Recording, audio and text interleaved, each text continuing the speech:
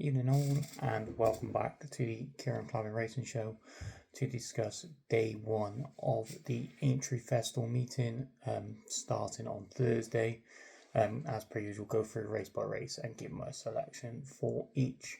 So we start off with the juvenile hurdle, the Boodles Anniversary 4-year-old juvenile hurdle, grade 1.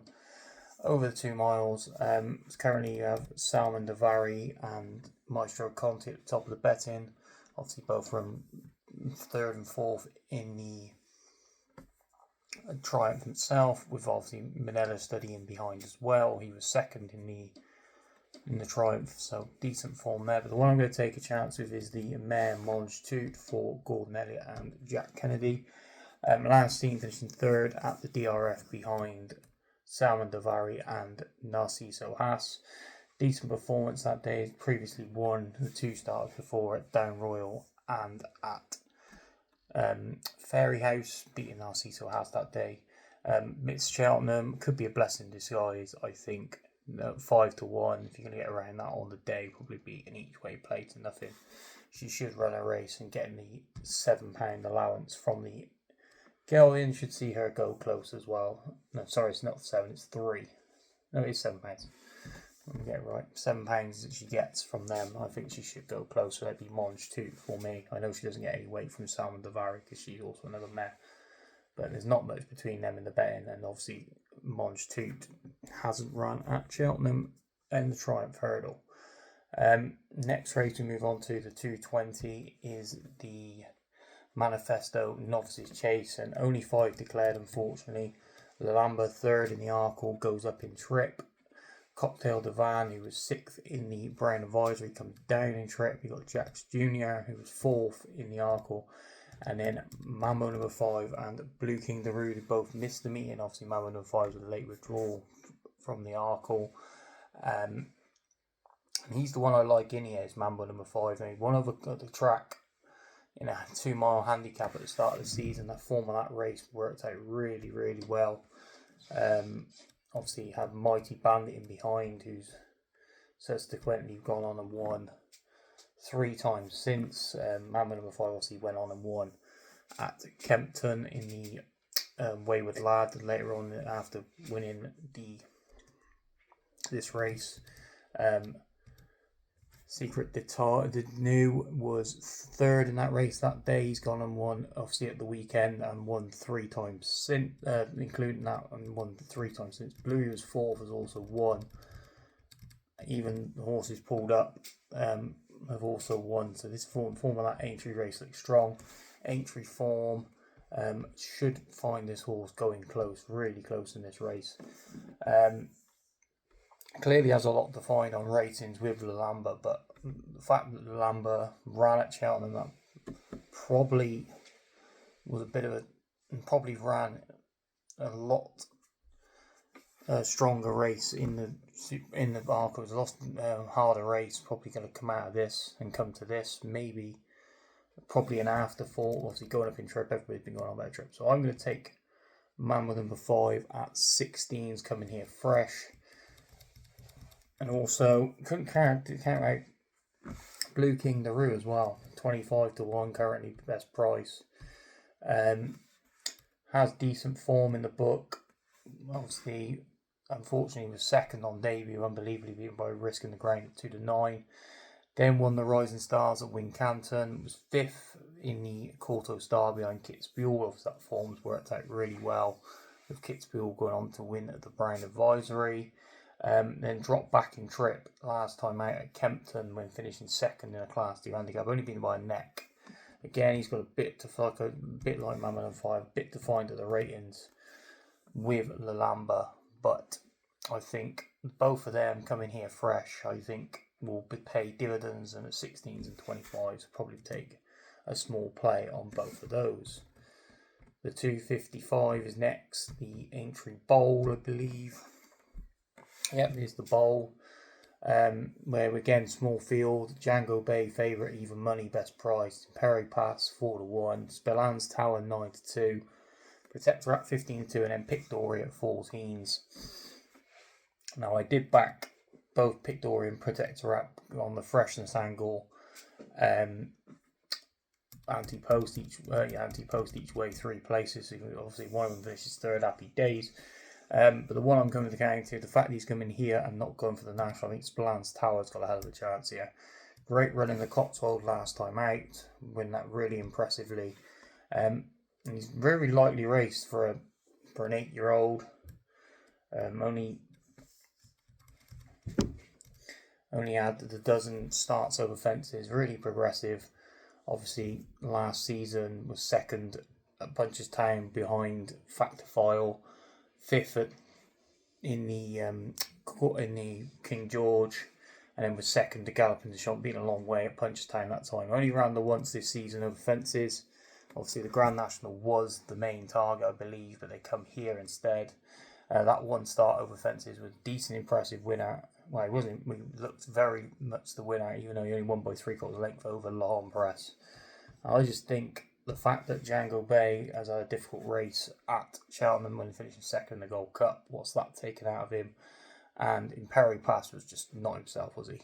And the Ryanair. I'd take a chance on Spillane's Tower at 9-2. I just think this could be his race for him. For definite. The Hunter's Chase is the next race, the Fox Hunter's Chase over the Grand National fences, over 2.5 miles. A lot of talk about an expected party. Obviously, the Skelton Factor, 132nd favourite, Barton Snow, who won the Fox Hunters at the festival. Got It's on the Line, who won this race the last 2 years, but keeps going second at Cheltenham. I am going to take a bit of a flyer in this race, and the one I'm going to back is 2 seconds. I'm going to take a flat chance with last year's winner, Grisan de Balm, now a 10-year-old for John O'Shea. Mr. King in the saddle once again. Not the best of form figures, but when he goes well, he does go very well. 2-1 pulled up, so needs to obviously pick that up, but pulled up in the Fox Hunters at Cheltenham, but I think he'll more suited to this track. Like I said, course and distance form, winning this last year, and that be for me. He's actually rated slightly lower as well than what he was when he won it last year. So hopefully, if he comes back to form, obviously off the back of running in that pulled up at Cheltenham, I think he should go close, and at 22-1, he's a decent each way play. The next race we move on to is the Aintree Hurdle. Only 7 people take their chance here, which is a bit annoying for each way perspective. Obviously, the new Lion stepping up in trip after finishing third in the Champion Hurdle. You got Brightest Days Ahead, who was second in the Champion Hurdle, and has obviously got course and distance form. And Alexi was fourth in the Champion Hurdle, so plenty of Champion Hurdle contentials here going up in trip. But the one I like here is El Fabiolo for Willie Mullins. Now, Mullins must have had an array of horses he could have sent to this race. Obviously won it last year with Lossiemouth. Al Fabiolo, very lightly raced this season, 3 runs over hurdles. He won at Punchestown by 8.5 lengths. Was then 5th to Bright Days Ahead over in the DRF, beating 21 lengths, and then came back at Leopardstown in a smaller field, winning by 21 lengths at 2-7. Has got Aintree form, and obviously if he comes back anything to like his chase mark, well, he was back in his pomp a couple of years ago, he definitely will take some beating here. And the fact that he hasn't, again, it's kind of broken record, but he hasn't gone to Cheltenham, so he could come here fresh. 11-2, he's definitely worth a play for me.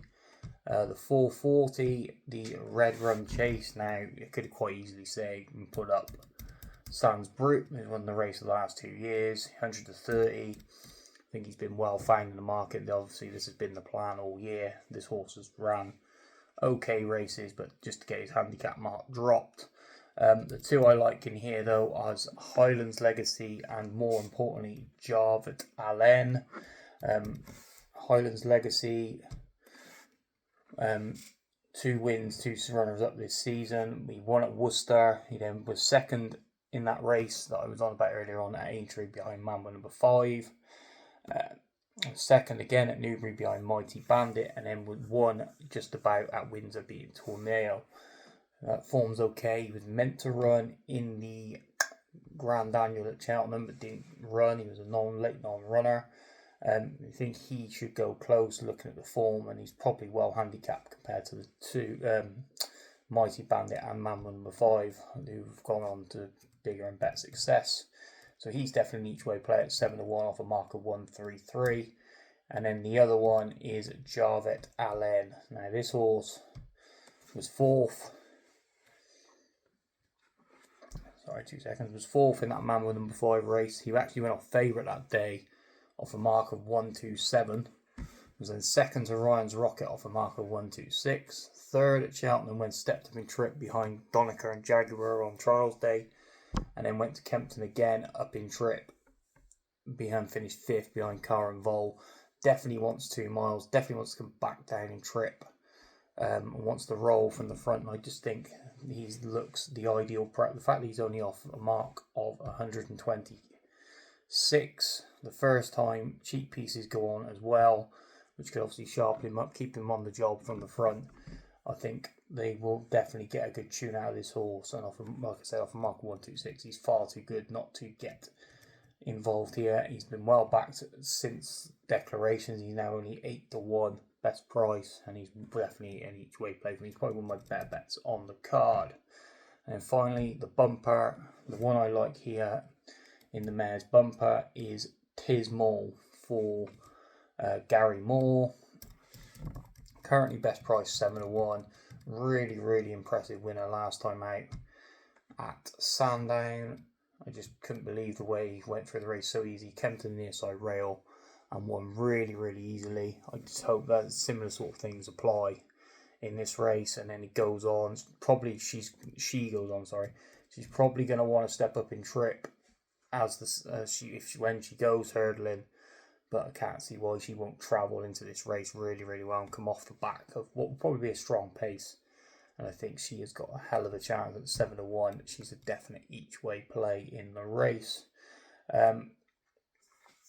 Best bets for the meeting. I've only got the one currently, and that is Jarvet Allen in the Red Rum. I really like the chance of this horse.